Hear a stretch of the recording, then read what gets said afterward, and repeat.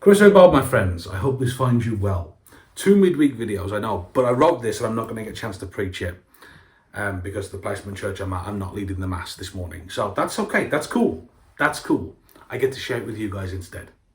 And I know I've got the same outfit on I wore yesterday. I'm recording the 2 videos at the same time.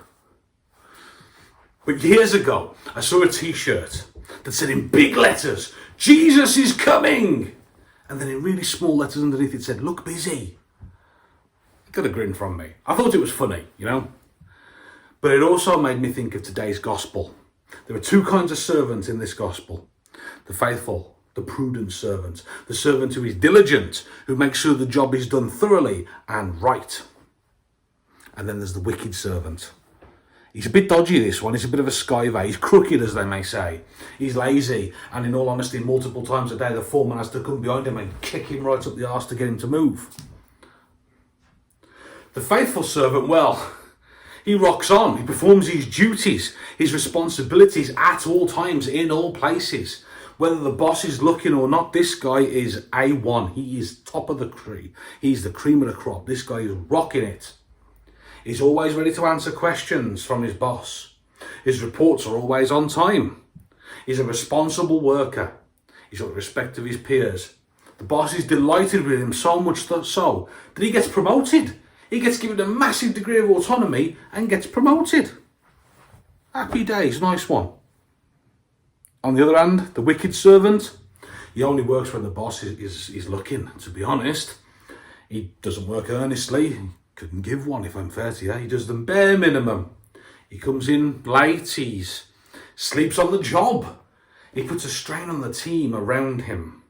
He leaves them to pick up the slack because in all honesty, he can't be bothered. In time, he's found out, he's exposed, he's kicked into touch. He's told, you know what, straightened out or fired. One way to see our faith. One way to see our faith, one way to see our relationship with God is that it's not that much different from a manager and employee relationship. I know, the parallels are undeniable, however, slightly uncomfortable maybe. We can see in the gospel reading above. Now, I can't say that personally I ascribe to this idea, but sometimes I do call him the gaffer or the boss. So who knows? Maybe that is a good way of looking at it. Who knows? But the question I want to put before you today, my friends, and this is a slightly smaller video. What kind of servants are we? God has given us time. He's given us talent. He's given us treasures with which to serve him and to help our brothers and sisters. He's invested in us.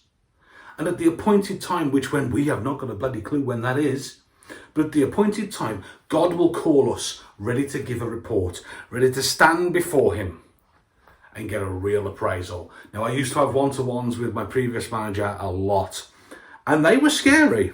Not because I didn't think I was doing a good job, no, because I was always worried that maybe I'm going to get more work if I do too good a job. God will call us to give those reports, to stand before him and get a true appraisal. Are we ready? Or are we still at the back skiving? Whether that time of having to give an account for ourselves, whether that time is our own individual passing from this life, and it comes to us all, my friends, or whether it's the second coming of Jesus. He could turn up right now. While I'm recording this video, Jesus could walk in the door. That would certainly be a turn up. But what we're told is stay awake. Be prepared at all times. And how do we do that, my friends? Well, it's not hard. Live the gospel. Practice truth, mercy, kindness, love. Raise each other up. Try to see the best in each other and nurture the light in those who do indeed walk through that door.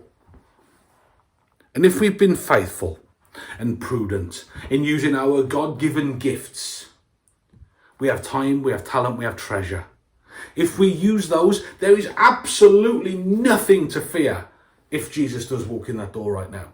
Nothing to fear at all. And when you stand in front of him, again, nothing to fear.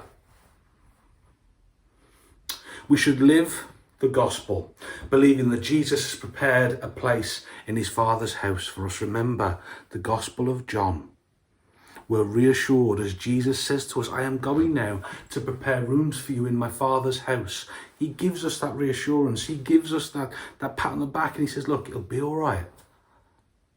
And so, my brothers and sisters, we got two choices. We can skive, we can hide, we can be selfish, corrupt, greedy, lazy, concerned only with the self. Or we can put in an honest shift. We can put in the honest graft. We can love, we can have mercy, we can guide, and we can nurture. We can live as Jesus commands us with those oh so important words that he gave us. Remember, my friends, those words. Love one another as I have loved you. God bless, my friends, and take care.